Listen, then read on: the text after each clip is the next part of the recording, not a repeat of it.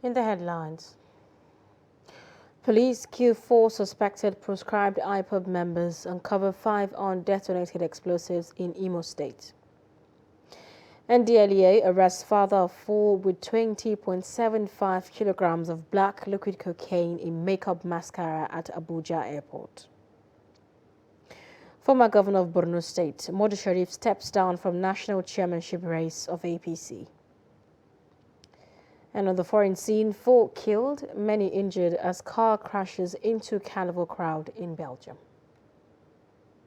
Hello and welcome to Trust TV News Update. I'm Zainab Bala.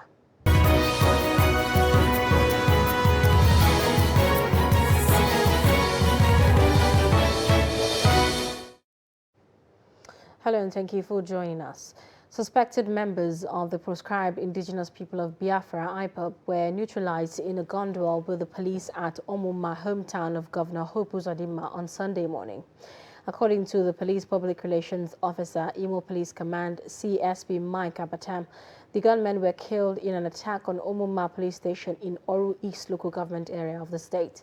He said the hoodlums came in large numbers with various calibers of improvised explosive devices to Omuma Police Station, shooting sporadically, but were swiftly repelled by the police.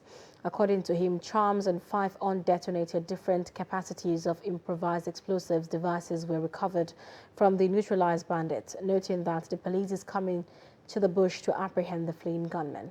The incident is coming barely 24 hours after gunmen bombed Omuguma Divisional Police Headquarters in Owerri West local government area of the state, killing 2 officers, and also on Saturday razed the country home of the president of Ohaneze Ndigbo, George Obiozo, in Omawama community, still in Oru East local government area.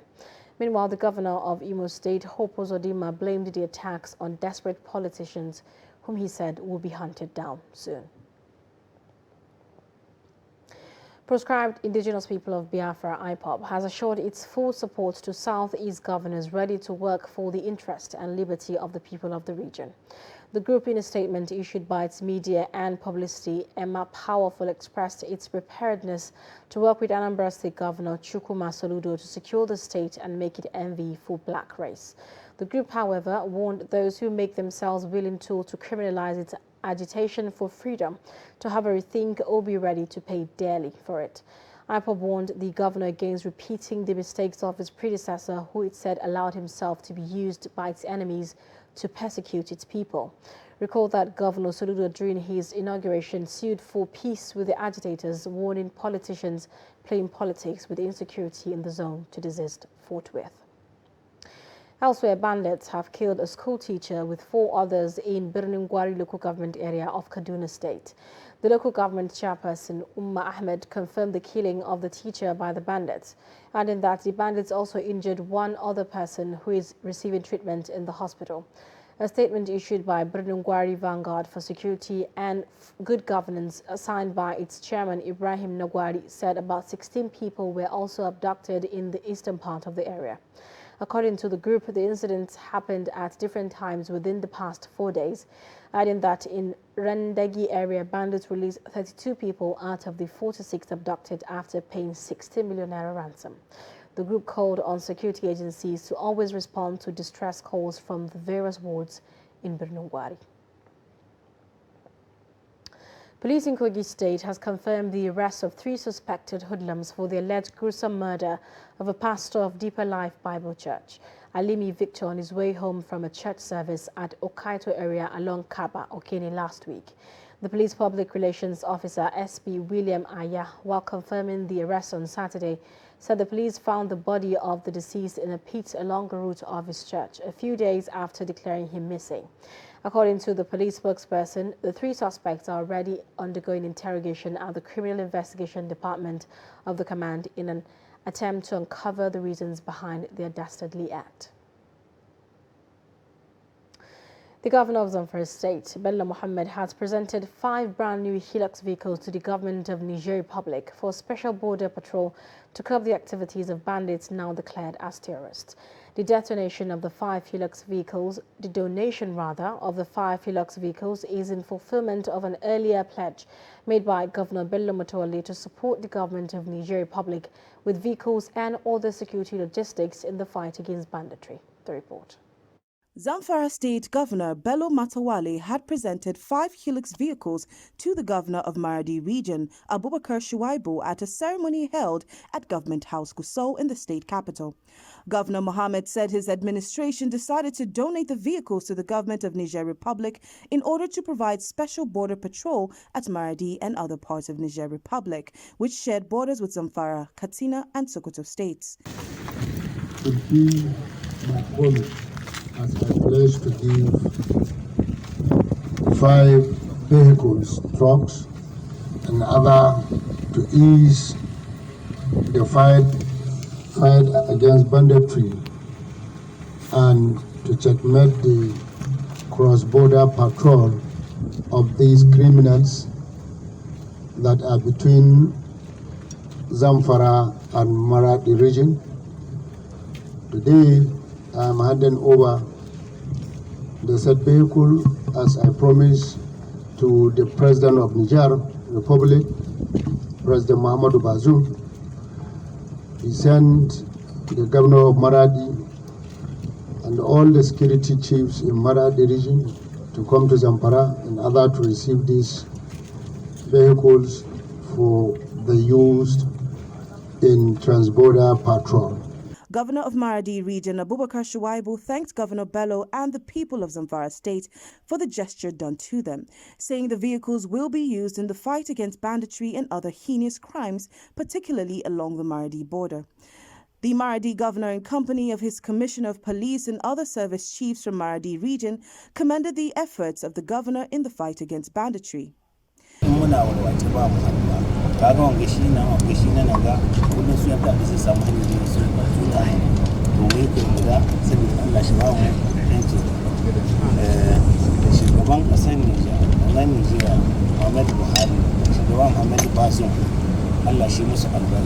In December last year, Governor Bello Mohammed visited President Mohamed Bazoum in Niamey, where the two leaders discussed issues of insecurity and resolved to explore more areas of support and cooperation between Niger Republic and Zamfara State.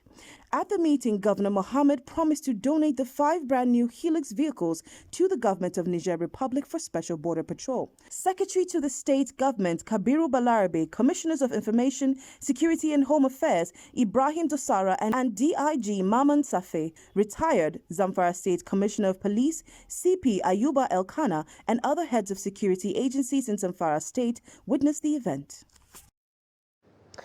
National Drug Law Enforcement Agency NDLEA operatives have arrested a 52-year-old father of 4 children, Okeke Anayochukwu, who claims to be a businessman with black liquid cocaine at the Nnamdi Azikiwe International Airport in Abuja. In a statement issued by the Director of Media and Advocacy of NDLEA, Femi Babafemi, he said the operatives arrested Anayochukwu with 20.75 kilograms of the black liquid cocaine on Tuesday, 15th March, upon his arrival at the Abuja airport from Sao Paulo, Brazil, through Doha, Qatar to Abuja. Anayochukwu, an indigene of Oraifite in Agosigbo local government area of Anambra State, claims to be a businessman dealing in children wares before delving into the illicit drug business, adding that he met the person who gave him the consignments to deliver in Nigeria for a fee of 2 million naira at a drinking joint in Brazil. In other operations across the country, Tony Sampson, Paul Adamu and Ruben Waziri were arrested in Kaduna on Friday, 18th March, with over 18,000 tablets of tramadol and over 12,000 tablets of diazepam and Exol 5 tablets, while in Anambra, NDLEA operatives on Thursday, the 17th of March, intercepted a bus at Obosi Bridge heading to Abia State from Onitsha with 7.5 jumbo sacks of cannabis weighing 362 kilograms, while the driver, Ifeanyi Anyamele, admitted to being the owner of the drug exhibits, among other arrests. How many do we have here?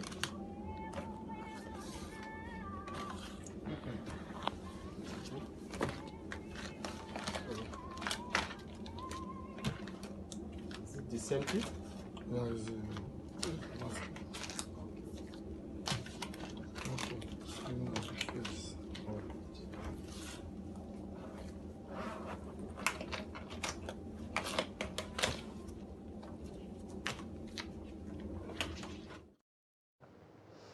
Now, the closure of public and private schools in Zamfara state for over 5 months due to rising insecurity is taking the state educationally backwards. Some stakeholders say it will take the state a long time to recover from the damages of schools closure caused by banditry. The report. Activities of bandits forced the Zamfara state government to close down schools in the state. 80 students and staff of Government Day Secondary School Kayar Maradun local government area were abducted in September last year. While some parents organized home lessons for their children, others resorted to online lessons, but shutdown of telecommunication service also hampered this. Abdurrazak Bello is a resident of Kaura Namo, the local government area of Zamfara state. He observed that the school's closure has adverse effects that will manifest in terms of state's manpower in the future. He appealed to the state and relevant stakeholders to join hands to improve the quality of education in Zamfara state so that children in the state can compete favorably with their counterparts in any part of the country. It was a regrettable period because we've lost a lot. Our children have been out of school for that period, which most of them lost so many things they're supposed to be learning during the period. Even though federal government has provided an alternative of teaching these pupils and students through television program, but where is the light to use to do the program? We don't have light to use the opportunity. And secondly, here in the state, there is no any alternative apart from one radio program, which most of the students don't even wait, even listen to it. The pupils have been taken backward. A university lecturer with Federal University Gusau, Dr. Anas Anka, said the negative impact of the 5 months closure of schools in Zamfara is already manifesting in the state through poor academic performance. When they shut down the schools, it's a normal thing, maybe because of the last attack at the GDSS Paru that warranted for the closure of the school. But was that enough to shut down schools in the entire Zamfara state? For us, that is not enough reason to shut down schools. What you normally do as a government is you sit down and make a template. There are areas that since the attack in GDS Paru to date, we have not recorded a single incident of attack. Why must we shut down schools in those areas? Some students in Gusau explained that they have taken advantage of the online and private home lessons to keep themselves up to date with learning to enable them be at par with their counterparts in other states of the Federation. I've been attending lessons so that I will not forget some things that I've been taught in school. And also I've been busy at home doing some things and not idle. I've been having some handworks and also lessons. I'm just mixing them together. I've been attending classes and online lessons and also working at tailoring shop from 8 to 1 o'clock, sir. I read so I don't forget some of the things I learned in school. Zamfara state government in January announced reopening of schools in local councils headquarters where security presence is adequate. Schools in remote villages and areas infested with bandits remained closed until security situation improves in those areas. Similarly, parents and undergraduate students in Kaduna say 8 weeks extension of strike by Academic Staff Union of Universities ASU is disappointing. Fatima Saladen speaks to parents on the impact of the strike.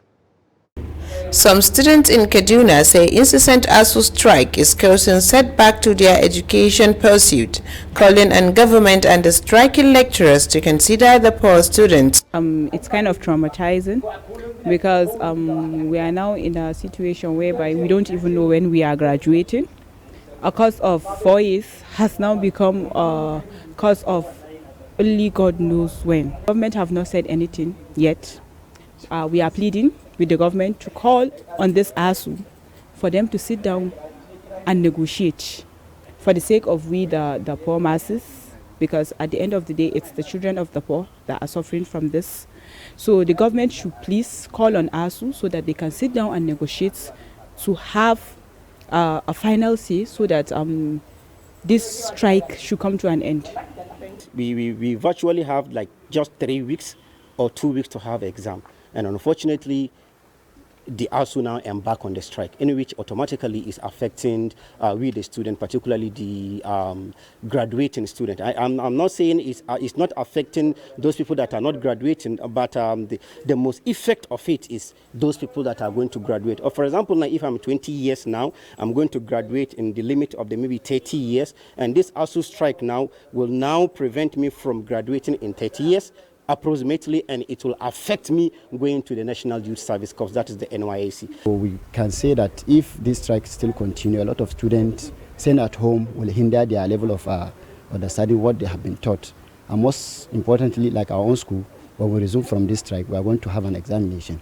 That means students staying at home, if not studying, they may likely forget what they have learned for the past semester. And coming back to say they will have exam, there will be a lot of failure in their academics. When you look at it all generally, you see that the receiving end is the student.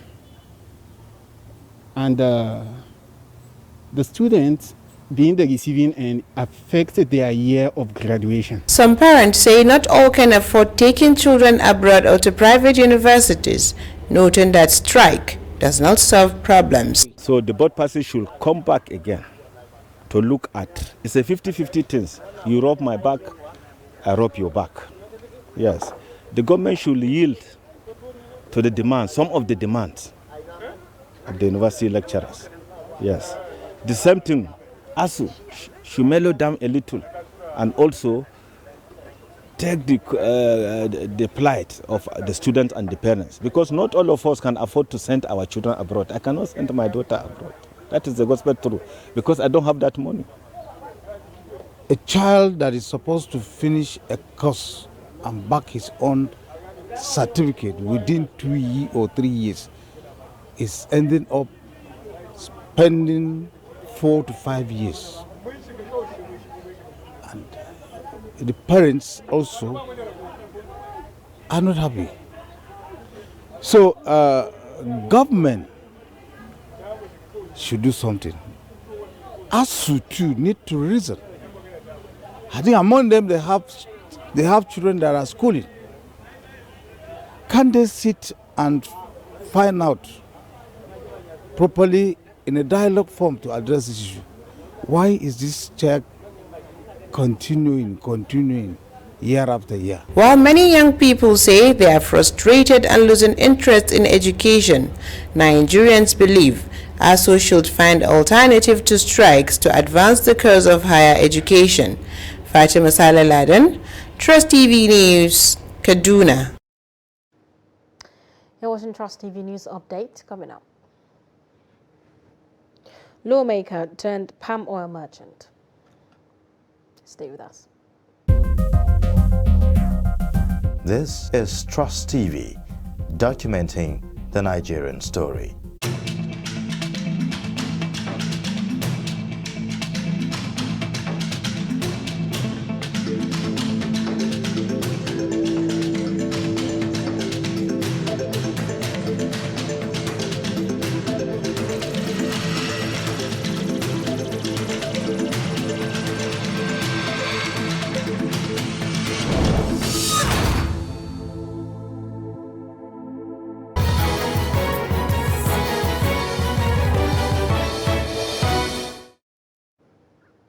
Welcome back. Thank you so much for staying with us. A look at our top stories.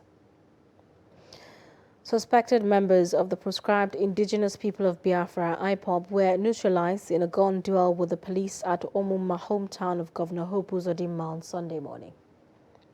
NDLA operatives have arrested 52-year-old businessman with black liquid cocaine at the Nnamdi Azikiwe International Airport in Abuja. Still ahead, former governor of Borno State, Ali Modu Sharif, has stepped down from the national chairmanship race ahead of the Saturday's national convention of the ruling All Progressive Congress, APC. In a brief chat Sunday in Abuja, Sharif said he's stepping aside due to the zoning arrangement in the party, which has ceded the office to North Central. Sharif, who is from the Northeast, however, said he would rejoin the race should the party change its mind between now and Friday. Still ahead, Mukhtar Chiromawa represented Kura Madobi Garumalam Federal Constituency in the House of Representatives. He now engages in oil palm farming. He says his oil palm tree farming gives him more money with ease. The politician turned farmer said he started oil palm farming in 2010 with initial misgivings from a research institute. The institute had told him that oil palm cannot grow in places like Kano, where rainfall pattern is 3 to 4 months, unlike the South's 7 months a year. He trusts scientific and technological advancement and began to grow the trees. And alas, within 3 months, he begins to see positive results. In agriculture, one of the most lucrative areas is palm oil production. This business, this farming, you can even up to 6 months, you are in money. Up to 6 months, you are in money. So that daily you will be harvesting your palm oil. Daily. When I was at, is it what the abbreviation, Oil Palm Research Institute in Benin. I say I'm interested, I want to grow palm oil in Kano. They say it will not grow. Automatically. I say, is it not my farm? Is it not my money? I need. So okay, how much do you need? I said 200 seedlings. I pay, we arrange for a transport. The transporter bring it to my farm. When he brought it, when we just start planting it. 1, 2, 3. In 3 years, it started fruiting. They gave me 5 years. They said the crop will start producing fruit in 5 years. Fortunately for us, it started fruiting in 3 years. Yeah. Then they ask again that it will not produce optimally in the north. Because there, a bunch, you can get a bunch with weighing about 15 or above 15 kg. So they are doubting it will be fruiting here in the north 2 or 3 kg. So when the seed is fully grown, I write to them again, come and see how big the bunch is. Chiromawa said he draws inspiration from Governor of Old Kano State, late Audu Bako, whose passion for agriculture knew no bounds. Small-scale business owners are counting their losses after a demolition exercise of illegal structures at Utako village, where hundreds of illegal shanties within the area are brought down. Chamunda Beng speaks to a business analyst, Agaba Wilson, on the implication of the demolition exercise on growth of small businesses. The report. The demolition is carried out by the Federal Capital Territory Administration in order to allow the police regain their land and also to reduce traffic and criminal activity within the area.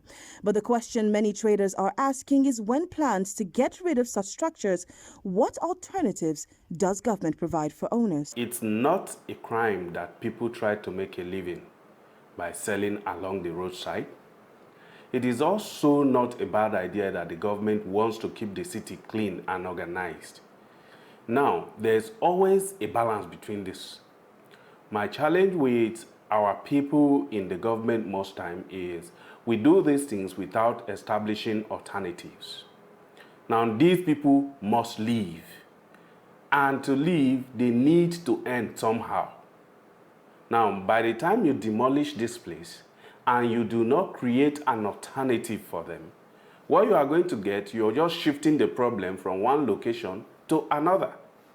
So it is always important that the government looks into creating an alternative that will absorb the people you are going to displace.